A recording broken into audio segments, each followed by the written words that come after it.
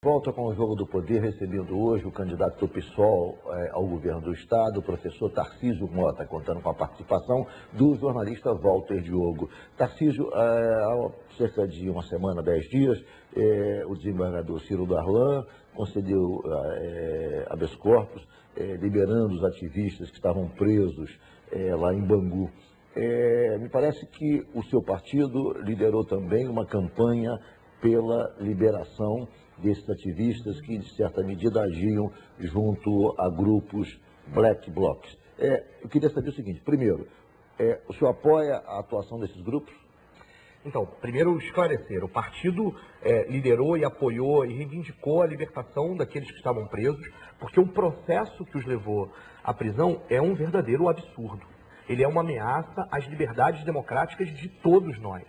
Não vem o caso aqui de defender a ação de militante A ou de militante B. O PSOL sempre defende a questão das manifestações de massa que dialogam com a população, nunca defendeu atos violentos ou atos de depredação. Essa é uma questão importante que a gente precisa ter clareza com relação a isso. É claro que o PSOL, com o compromisso que tem por educação pública, saúde pública, com a luta pela moradia, participa de uma série de manifestações sociais, mas em nenhum momento o PSOL apoia, defende ou se utiliza de mecanismos de ação violenta. O que é importante dizer, e essa é uma discussão importante nessa situação, é que o processo movido hoje, que teve participação do Ministério Público, uma participação do Judiciário, é uma verdadeira aberração, onde condenações foram feitas com base num único depoimento, onde provas não foram sustentadas. E, portanto, o que estava acontecendo ali... Não havia condenação, era uma prisão temporária. A prisão temporária e depois o pedido de prisão preventiva. Portanto, e houve uma condenação, inclusive, com a ajuda de outros mecanismos que divulgaram isso, uma condenação pública desses militantes. O que nós precisamos ter clareza de que as liberdades democráticas precisam ser garantidas. Entre eles, por exemplo, o direito de defesa. Como é possível ter advogados com telefones grampeados? Nós retrocedemos a uma situação que nem mesmo a ditadura militar fez. Portanto, o direito de defesa, o direito de livre manifestação, o direito de livre expressão precisa ser garantido. E por isso o pessoal se posicionou contrariamente à prisão temporária e depois à prisão preventiva desses militantes.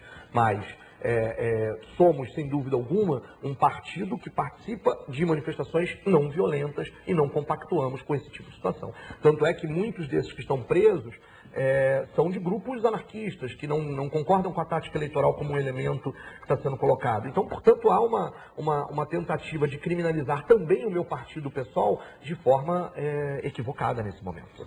Tarcisão, eu acho que você respondeu isso aí plenamente.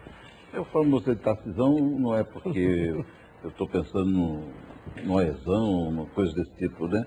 O Tarcisão é porque é uma figura grande mesmo, não? Um candidato de peso. Um candidato de peso, tá? Mas eu vejo o seguinte, aqui no Rio de Janeiro o cenário político mudou todo, ficou alianças assim que ninguém esperava, né? Como é que você vê esse cenário de alianças que está sendo feita no Rio de Janeiro? Na verdade, nós temos uma situação em que nós temos 4 candidatos absolutamente iguais, por isso eles se misturam. Eles se misturam porque são mais do mesmo. Se eu tivesse que colocar um nome, o meu seria Tarcisenro, porque minha candidata a presidente é a Luciana Genro, e não há nenhuma dúvida de que só ela virá o nosso palanque, nós faremos campanha porque temos uma identidade programática. Ela não só é do meu partido, como nós defendemos o mesmo conjunto de princípios e de políticas públicas para o país. O PSOL não tem grandes alianças, não tem aliança. Sim. E como governar um Estado sem aliança? Certamente você, se eleito, você não teria a maioria na Assembleia. Como é que seria esse governo? Acho que é uma coisa muito importante. Governo difícil. Não, mas olha, eu acho que a primeira coisa que a gente tem que lembrar é o seguinte: em nome da governabilidade, o que o PT fez? Abandonou todo o programa histórico que eles tinham construído ao longo do tempo. A governabilidade não pode ser um impedimento para que nós implantemos a questão do programa. E isso significa governar com quem? Significa governar com a sociedade civil organizada, governar de forma mais democrática e republicana possível. Nossa relação com o parlamento será a relação republicana e pública e transparente. Porque o pior dos mundos é você ter uma lógica em que, para ter governabilidade, você tem que liberar emendas parlamentares, oferecer cargos, porque essa é a velha política que nós não queremos mais, que a sociedade não quer mais. Essa é a velha política. Quer dizer que, então, nós vamos nos acostumar com o jogo da velha política e só é possível votar naquele que vai ter maioria parlamentar, porque muitas vezes oferece cargo aqui, libera emenda parlamentar ali, garante mais tempo de TV na campanha do acolá. Esta velha política nós não faremos, mas nós faremos. O Brasil tem 36 partidos, Sim. Como é que você vai governar sem? A minha questão é o seguinte: quais deles têm identidade ideológica e identidade programática?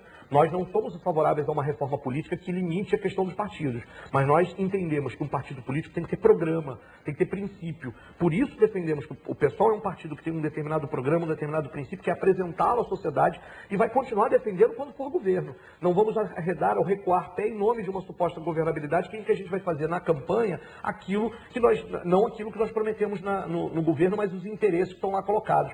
Vou citar um exemplo, né?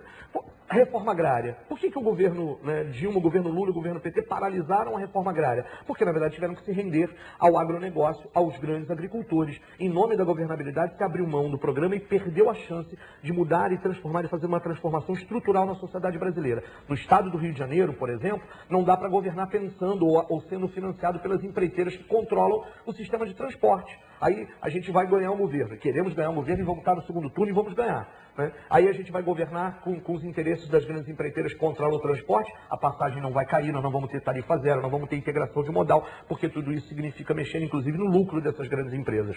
Nosso entendimento é que será uma relação republicana com o parlamento e a governabilidade não será um impedimento para que a gente possa pensar na questão. Você não faz aliança com ninguém. Eu queria saber sobre isso. Hoje, de acordo com o Datafolha, nós temos Garotinho com 24, Crivella com 24, Pezão, enfim, com 14, Lindbergh com 12, são os 4 mais bem colocados. Você com 2 pontos é a sua pontuação do Datafolha. Num hipotético segundo turno, se o senhor não for para o segundo turno, qual dos 4 candidatos que estão acima do senhor poderia ter, enfim, maior identidade ideológica?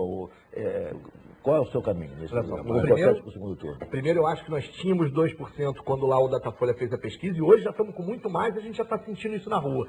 Nossa campanha começa pequena, mas tem um mundo para crescer porque as pessoas não aguentam mais a velha política deles 4. Portanto, essa é uma questão, inclusive, que eu acho que tem que ser perguntada para eles. Quem é que eles vão apoiar no segundo turno entre a minha candidatura e a outra? Nós estamos no início da campanha e eu não quero pensar em nada além do processo que nós vamos apresentar, um programa que vai cativar a juventude do Rio de Janeiro, que vai cativar essas pessoas que estão ansiosas por pensar em mais direitos, em mais política. A gente vai contagiar essa galera e vai estar no segundo turno. Nós vamos disputar essa eleição para valer, porque nós somos a alternativa à mesmice que está aí. Eles estão mais do mesmo e vão tentar se diferenciar, enquanto há 4 anos estavam no mesmo palanque. Portanto, a alternativa real é entre eles e nós. E aí são eles que têm que decidir que eles vão acabar se apoiando no segundo turno e a gente vai estar lá, sem dúvida alguma. Diogo. Olha, eu vejo assim, o Crivella fez uma declaração de que tinha 4 milhões de bens. E o Pezão disse que tem 200 milhões e o Garotinho... 200 mil. 200 mil reais. 200 mil reais de bens. Né? Eu achei muito pouco. Né? O Garotinho tem 300 mil e tal. Né? Então, essas declarações aqui não são reais. São declarações... E esses 4 são os candidatos que tem hoje no Rio de Janeiro. Você não tem você como uma alternativa nova, uma proposta nova e tal. Então, o que eu vejo é o seguinte: como é que você muda um quadro hoje no Rio de Janeiro, se ele é um quadro cristalizado, você é o único candidato que não tem passado político? Vamos lá. Você teve a coragem de se candidatar... Eu queria acrescentar um adendo à pergunta dele, o seguinte: os 2 candidatos mais bem colocados somam 48% das preferências da população, ou seja, quase a metade do eleitorado, são candidatos do campo conservador. Ou seja, o que significa isso, na sua opinião? A maioria da população faz uma opção pelo campo conservador? Eu acho que conhece também, né? Pelo que ele já conhece. 2 coisas. Primeiro, assim, eu tenho um passado, que não é um passado na política eleitoral, mas um passado político que me orgulha muito. Eu fui diretor do CEP, do Sindicato Estadual dos Profissionais de Educação, fui candidato a reitor do Colégio Pedro II, numa campanha muito interessante, sou professor de História e tal. Mas, assim, eu acho que é uma coisa importante, que as pesquisas estão capturando ainda um momento muito inicial da eleição, em que a pessoa muitas vezes marca ou indica aquele nome que ela já conhece, e não as propostas que eles estão colocados.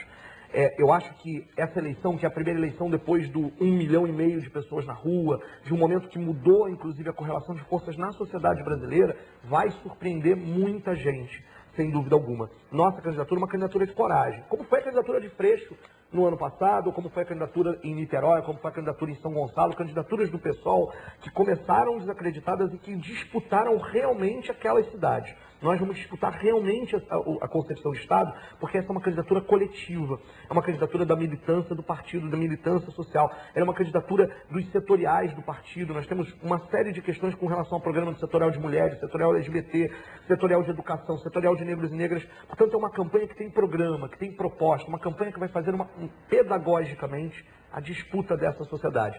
Por isso, o que eu acho a questão é o seguinte: eles 4 estão aí achando que estão sozinhos, mas nós vamos incomodar de verdade. E em cada debate, eu gostaria de assistir, convidar todos os telespectadores para assistirem os debates, para pesquisarem os candidatos, pesquisarem as propostas, porque não tem dúvida, a gente vai incomodar essa galera. Candidato, só tem 30 segundos. Sim. Para as suas considerações finais. Eu queria que o senhor se dirigisse àquela câmera ali, onde o telespectador está ali. Suponhamos que haja um telespectador em dúvida, haja um eleitor em dúvida, esteja assistindo o nosso programa. E o que o senhor pode dizer para ele em 30 segundos para convencê-lo a votar no senhor?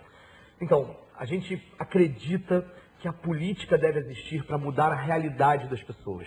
É preciso acreditar que as coisas são passíveis de mudança. Nós temos um lema que é: nada deve parecer impossível de mudar, exatamente por isso. A mesmice que está aí não é a única alternativa. Nós somos uma candidatura militante, uma candidatura financiada por aqueles que acreditam nos ideais que a gente defende, que tem propostas, que entende o Estado como garantidor do direito e que entende que a gente precisa radicalizar a democracia com a sua participação. O fundamental na nossa campanha é essa mudança de olhar e de método. A gente quer chamar você a participar, a se organizar no seu local de trabalho, no seu bairro, no seu grêmio estudantil, na sua universidade e também no governo, a se organizar para participar do processo de gestão. Muito obrigado. Muito obrigado, candidato. Foi um prazer recebê-lo aqui no Jogo do Poder. Muito obrigado. Muito obrigado, Walter Diogo. Muito obrigado a você de casa que nos acompanhou até agora. O Jogo do Poder volta no próximo domingo às 11h15. Muito obrigado pela sua audiência e até lá.